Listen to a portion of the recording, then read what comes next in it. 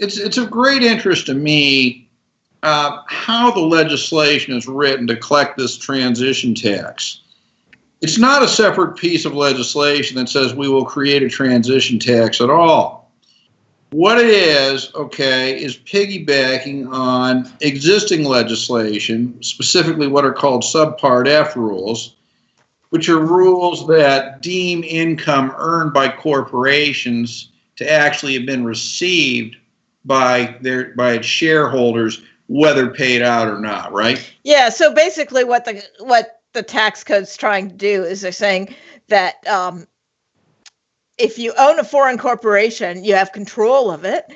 You can then decide whether it sends income back to the U.S. to be taxed or not.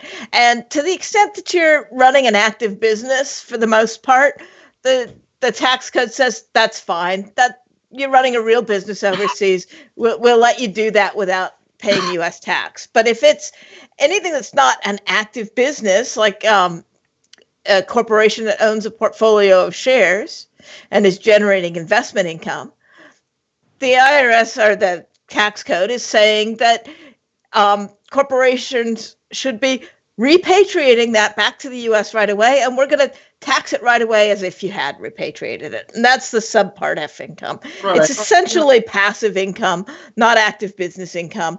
And the U.S. has decided that they're going to pretend that you dividended it out to your U.S. shareholder, whether you did or not. Okay, so just to clarify that a little bit, okay, if I can just kind of summarize your points. Okay, number one, if a U.S. shareholder owns a controlled foreign corporation and the corporation is really honestly carrying on a business, an active business income, they'll let them alone. Right. If, though, that corporation has a lot of passive income, interest, dividends, and capital gains, for example, possibly rents, okay, etc., depending on whether it's active or passive. But to the extent there's passive income, they're going to say, "Now, we're not going to leave you alone, but because we can't tax the foreign corporation, what we're going to do is we are going to deem, okay, that investment income earned by that corporation to actually have been earned by the U.S. shareholder, and we're going to simply put that amount of income earned in the corporation on the individual shareholder's tax return," correct? Yeah, that's how it works. Okay. So the way this transition tax would work then for an individual with a controlled foreign corporation would be that, well, we're going to put this amount of money, we're going to put all this money, okay, that has not been subject to tax since 1986, not subject to tax by the United States, even though it's clearly been subject to tax where it was earned. But what we're going to do for the 2017 tax years, we're going to put all that income right there on the individual shareholder's tax return. Is that it? That's exactly what it does. That's exactly what it does. And we'll go through that in a little bit more detail a little later. Unbelievable. Think of it. I mean, just imagine if all the income that you had earned since 1986 was all of a sudden put on a current tax return. Can you imagine how enormous the tax liability could be? It could be pretty big. It could be pretty big. Now, you know, again, what amazes me about this is that the only discussion of this in the media, and I think basically the academics, it all seems to have assumed that this applies to corporations. In other words, corporate shareholders. Subsidiaries of U.S. domestic corporations is all anybody's talking about. Including the IRS, I understand. Didn't they just come out? That's right. The IRS notice 2018-07 completely talked only about subsidiaries of domestic corporations. It didn't talk about whether this applied to any other type of taxpayer. And the only reason this applies to any other kind of taxpayer is because the legislation is written to include all CFCs, all controlled foreign corporations, right? Right, and there was absolutely no consideration as to logically what that meant. Okay, so again, no consideration of how many individuals inside the United States might actually own controlled foreign corporations, right? Right. And clearly, though, if an individual in the United States were to own a controlled foreign corporation, it's pretty obvious that that corporation really would be foreign to that individual, correct? Absolutely. Absolutely. But remember now, going back to the issue of Americans abroad, remember that the Internal Revenue Code assumes that Americans abroad really do live in the United States, doesn't it? Yeah, that's the source of all of our problems, isn't it? Well, I mean, because, you know, if I were to form a corporation here in Australia, that's a local corporation, isn't it? So in other words, it is logically possible. You're telling me the way this legislation is written, although nobody's ever discussed it, are you telling me that it is logically possible that this transition tax thing could apply to non-resident U.S. shareholders who own small business corporations in the countries where they live? Is that what you're telling me? Well, so if you read what they put in the legislation literally, and that's how you might want to interpret it. But it doesn't logically hold up. I mean, first of all, it's a repatriation tax. This is a tax for not repatriating your earnings. How is an Australian corporation supposed to repatriate earnings to the U.S.? It makes no sense. These shareholders, yes, they may be U.S. citizens, but they're probably Australian or Canadian citizens as well. And the whole point of the tax is to pay for this foreign income exclusion for corporations in the future, and individual shareholders don't get that. They don't get that anyway. I mean, it's beyond insane. I mean, even the thought of basically throughout this whole section of international reforms in air quotes, right? All of the benefits go to corporations that own foreign subsidiaries, and all the costs go to all owners of controlled foreign corporations, which could literally include individual shareholders. Yeah, a couple of short questions here. Now, you know, we've talked about this a little bit, and I've looked at the legislation. You've looked at the legislation.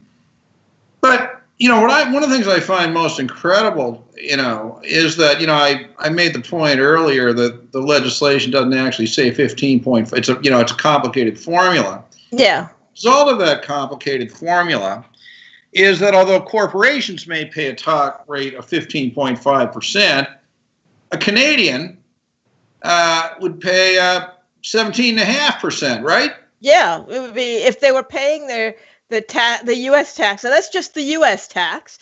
Yeah. If they were paying the U.S. tax, they'd pay 17.5%, not including any net investment income tax. Which could raise it even higher, right? Which could raise it even higher. So, I mean, this is incredible. I'm just, you know, for those who are watching this, I mean, to get this point across here, okay?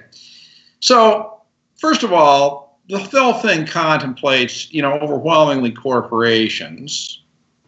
It may have been written in a way, okay, to include individuals, but surely they were not contemplating, you know, Americans abroad.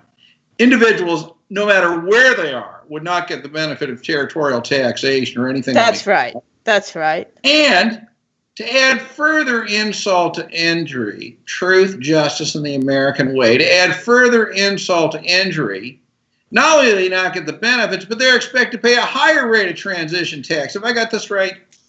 Well, unless they make an election to be treated as a corporation, which in some cases might be worthwhile, but in other cases might not. So, this doesn't fit very well on an individual return. Well, I mean, it seems to me, and you know, we added that there's usually taxes are imposed where there's a realization event. You know, you buy something, you sell something.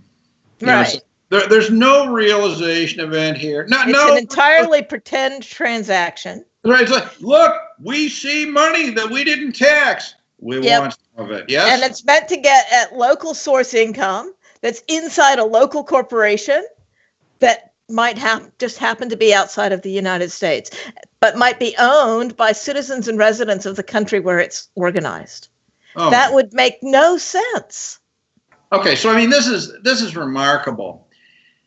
I mean, why would anybody think that this would apply to American citizens who are probably dual citizens who have the temerity to carry on business through a small business corporation in the country where they live. Where does this idea come from? Yeah, well, the only people I've heard talking about it are basically they're Canadians, Canadian tax accountants. Canadians want to be taxed by America. Yeah, I don't know. Maybe you're too close there. Well, I mean, that could very well be. But I mean, the government of Canada has been very, very clear that they respect the right of the United States to impose taxes on Canadian citizens if they have. Yeah, the Australian government's been just the same. We get letters from, we ask our treasurer why he's allowing this. And basically he says, it's the U.S. They have the right. We signed it away in our treaty. That's absolutely amazing, isn't it? Yeah.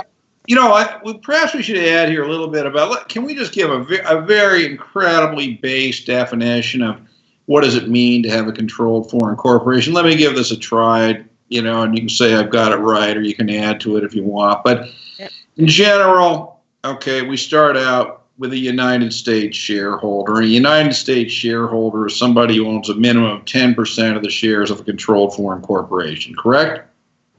Minimum of 10% of the shares of any foreign corporation is a United States shareholder. Okay. It becomes a controlled foreign corporation when more than 50% of the shares are owned by these United States shareholders who own each 10% or more. So, in very practical visual terms, so let's say we've got a Canadian citizen who's a doctor and running a business through what would be called a Canadian-controlled private corporation. They're the sole shareholder. Okay, let's make it very simple. Okay, definitely a controlled foreign corporation if they're a U.S. person. Oh my God! And it doesn't take much to be a U.S. person these days, does it? No. Having been born there, or something like that. It's quite interesting because these things do meet the definitions of controlled foreign corporations. And interestingly, I mean, I don't want to get into this in any significant way, but in case anybody's watching this, ownership can mean more than direct ownership, right? That's right. There's all sorts of ways. So when you're looking at ownership, you want to make sure that you're including attribution from relatives, et cetera, and get somebody to help you make sure you get that one right. Though, the other thing I find incredibly interesting about this is that, we're talking about these corporations as though they're there to, run active businesses. And I think some of them are. But, I live in Canada, so I know people who, have Canadian-controlled private corporations. But what I find interesting is that for a lot of people who run Canadian-controlled private corporations, these are actually their private pension plans. Yeah, that's something that's unique to Canada. So it's interesting because how this is going to affect, if it applies to foreign corporations that are owned by non-resident U.S. taxpayers, the way it applies is going to differ greatly from one country to another. So in Canada, you tell me that a lot of people are using these to save for retirement, and they'll have a lot of portfolio and investments inside their corporation. In Australia, to the extent that someone could get that money into superannuation, it would be inside superannuation instead of inside their private company. And of course, and I'm sure each country's got their own standard, tax planning, financial planning entities that they use. And if it happens to be a corporation, then we got a problem. If it happens to be a trust, that's a different set of problems. Yeah, I mean, every country, would it be fair to say that every country has its own sort of what I would call culture of corporations, the role. Yeah, and culture of tax planning as well. Yeah, culture of corporations. And financial planning. Et cetera. But again, what I think is extremely important here is the acknowledgement that for many Canadian citizens, Canadian-controlled private corporations are used as private pension plans, which, by the way, the Trudeau government and Finance Minister Morneau is very intent on stopping that, right? So, I mean, it's not as if it's only the United States that, So you're getting it from both sides now. Well, I will tell you this, okay, that my advice at this point to almost everybody is don't create a corporation. Okay, it's just not worth it because, we haven't even talked about the reporting requirements for if these are controlled foreign corporations from a U.S. perspective. The reporting requirements are so unbelievably intrusive that Canadians who happen to be U.S. Citizens who own these Canadian-controlled private corporations that meet the test of being foreign corporations in the U.S. are required to file more information about the company than a Canadian corporate tax return even requires. And, this is stuff that is expensive. So, well, and it's all in U.S. dollars, and it's all in U.S. accounting standards. So it's not like you can just take the numbers off your books and throw them onto the U.S. return. Yeah, that's absolutely right. Of course, I think that most people affected by this do, in fact, do it that way. They're not filing the things properly. Which I think is one more reason why, people who don't have corporations, I think probably should stay away from it altogether. They're also, by the way, we've been talking about the rules, the tax reform rules that are retroactive. I don't want to get into this in a big way, other than to note that there are rules that are prospective. Exactly, there are. Which make the taxation of income earned in these corporations far more punitive.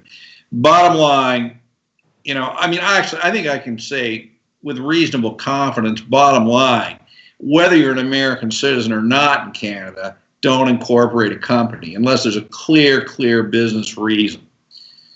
But in any case, so again, the key point here, it seems to me, is that if this transition tax were to apply to individual Canadian citizen shareholders in Canada who are using these corporations as private pension plans, then really the application of this is to confiscate a good share of the private pension plan, right?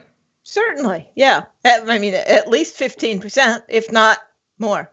But for individuals, we already know it's more. Well, yeah. Yeah, so it's more, and it could be significantly more. This, it seems to me, generally lawyers and accountants are not entitled to opinions, right? All they're supposed to do is but I'm going to be very clear. Okay, this is the outright confiscation of individual assets. This is what this is, okay, to apply this to individuals, and particularly, should this apply to American citizens who don't even live in the United States and who own companies that are local to them. And where they're citizens, where they live in particular, why is their government not protecting them? I don't think they understand what's going on. This stuff is so complicated. Yeah. No, they certainly don't understand what's going on. But another thing, if we look at this in the context of the last few years, somebody watching this might think, well, how would the United States even know these things exist? And we know how they know that these things exist. The United States, the cynic would tell you that what the U.S. has done is we'll start off in 2010 by enacting FATCA, the Foreign Account Tax Compliance Act, which basically is going to ask every single bank in the world to tattle on their U.S. citizen clients.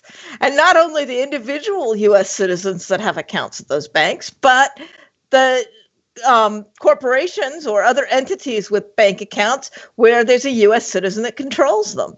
And so step one was, let's find all the U.S. citizens and let's get all those other countries and their banks to pay for finding all the U.S. citizens. Maybe we can put it another way. Step one is to force other countries to identify the corporations where they want to confiscate the assets at their own expense. And then step two, once identified, come on in and confiscate the assets, yes? Well, pretty much. These companies have no connection to the U.S. other than a shareholder who may have been born there or whose parents may have been born there. And these corporations are local corporations. And the IRS or the tax reform is basically pretending a transaction occurred so that they can get into the assets of a Canadian or Australian corporation. No, they're first pretending that they have the right to tax it at all when they already said they didn't have the right to tax it, okay? And then after getting over the first hurdle, now we have the right to tax it. But wait, nothing has happened to allow us to tax it, so now we just create a fictitious event. The other point that I would add is this, okay, that if we look at this from the point of view of Canada, the government of Canada clearly has the right to tax its own corporations. Were this transition tax to apply, okay, to Canadian citizens, what's happening is the United States is coming in by creating a fictitious tax event and essentially taking a preemptive tax strike against money that would eventually have been taxed in Canada. Right, definitely. And if you don't plan carefully, you're going to end up with double taxation, where you're taxed by the U.S. today, and then later when you actually use the income, you're taxed by Canada or Australia. Well, that's assuming this whole thing applies in the way that we're fantasizing about. I mean, do you think that? I mean, what are your thoughts on this? I mean, this is part of the problem of reading this legislation in a literal sense, isn't it? I mean, do you actually believe? So I don't think you can say that Congress intended to apply this particular tax to organizations or corporations organized overseas and owned locally by someone who lives in the same country, because Congress didn't even consider that possibility. Right. And I certainly would agree with you on that. It may well be that that this raises issues under the relevant tax treaties as well. But now you can see, for those who think that FATCA doesn't matter, now you can see an application of how it does. In the first year of FATCA, was what I would call the search, the hunt for U.S. individuals. The second year, it was the great entity search, right? So the first year, they were kind of like driving around the neighborhood, if you will, looking for U.S. citizens. The entity search was different. It was knocking on the door and saying, "Can we look for U.S. citizens inside these entities," sort of thing. Yeah, getting every entity to certify that they were or were not controlled by. That's right. That's right. And I know a lot of Canadian citizens who got who own Canadian-controlled private corporations, who got letters, from their bank or whatever, saying, "Hey, is there any U.S.ness associated with your company?" Right? And think of it. I mean, the Canadian banks and the government of Canada is paying the price for this. Unbelievable. Yeah, and the amount of data that's been sent to the IRS under FATCA. I mean, for 2016 alone, the Australian Tax Office sent over 800,000 records. 800. There's only 100,000 people in Australia who were born in the U.S. Maybe 200,000 people who are affected by U.S. taxation, but 800,000 accounts were reported to the IRS for 2016. Because, on the off chance that there's a possibility that it's owned by a U.S. person. Possibly. But why are we sending information to the U.S.? Very good question. Very bad mistake. Very good question. Because, let's say for a minute that you have no problem, with exchange of information in general. The simple fact there is no exchange of information here. This is just a one-way street. Not only that, I mean, if you look at FATCA is the only one of these information exchanges that requires countries to report on their own residents. And about 2/3 of the accounts that were sent by the ATO for 2016 were Australian resident accounts. So why are we as low as 2/3? Well, there's a very interesting question, because the problem to date seems to be that, I don't think the people running these governments have thought a great deal about this, but I think they think that, the United States has the right to determine who its citizens are and the right to tax them if they want. And I think that there's a level of truth to that. But what I don't think is true is that countries like Canada and Australia should be required to recognize a U.S. definition of its own citizens when they're citizens of either Canada or Australia living in Canada, right? In other words, yeah, think what you want, buddy, when they're in the United States, but when they are tax-paying residents of Canada and Australia, we are not going to agree that for tax purposes and that they are U.S. citizens. I mean, I think it's fair to say, Karen, that citizenship can be a big problem these days. It can be. Yeah, and it's also the kind of problem that can only be understood to be a problem if it affects you, right? For most people, it's just sort of, and even for a lot of U.S. expats, they don't realize what problems they're going to have when they get to retirement. Because if all your income is salary, wages and salaries, this doesn't really affect you that much. It's when you start trying to save for your retirement, or when you retire and start withdrawing that retirement savings, that's when it starts to affect you. Well, a lot of them, though, won't mind at all because they believe in U.S. law. They believe in U.S. law. They believe in U.S. justice. They believe they're American and their duty is obedience. Well, and the ones who are filing and not having a problem are probably doing it wrong. They are doing it wrong. I mean, I can tell you almost without exception. I mean, as you know, I help a lot of people renounce U.S. citizenship or relinquish and, help them get rid of green cards and stuff like that. And, they, generally speaking, they need 5 years of compliance, and very, very rarely are their returns done properly. Very rarely. Mm-hmm. But I can believe it. They are certain, that all this stuff. But I mean, the problem with the U.S. tax system is it's not what you don't know that kills you. It's what you don't know that you couldn't in a million years even imagine exists, right? Yeah, exactly. Yeah. I mean, even the rules, the rules that impact marriages between U.S. citizens and non-citizens, I mean, are strange and unfair and, can create enormous problems for people. But that's another video. Yeah, that's another thing.